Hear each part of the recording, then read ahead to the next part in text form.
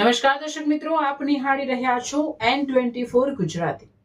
તો નજર કરીશું આજના મહત્વના સમાચાર પર। ભરૂચ પેટ્રોલ પંપના કર્મચારી સાથે અમાનવીય વર્તન, સીસીટીવીમાં કેદ, ઘટના બાદ ઉગ્ર રોષ।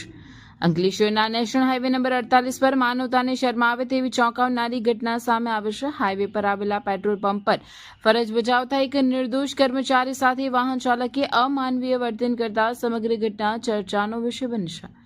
મળતી માહિતી મુજબ પેટ્રોલ ભરાવવા આવેલા વાહન ચાલક અને કર્મચારી વચ્ચે કોઈ બાબતે બોલાચાલી થઈ હતી।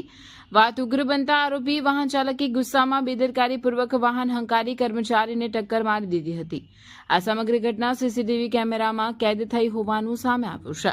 ઘટના બાદ આરોપી સ્થળ પરથી ફરાર થઈ ગયો હતો, જેના કારણે પેટ્રોલ પંપના સ્ટાફ તેમજ સ્થાનિકોમાં ભારે રોષ જોવા મળી રહ્યો છે। સોશિયલ મીડિયા પર પણ લોકો દ્વારા આરોપી સામે કડક કાર્યવાહી કરવાની માંગ ઉઠી રહી છે।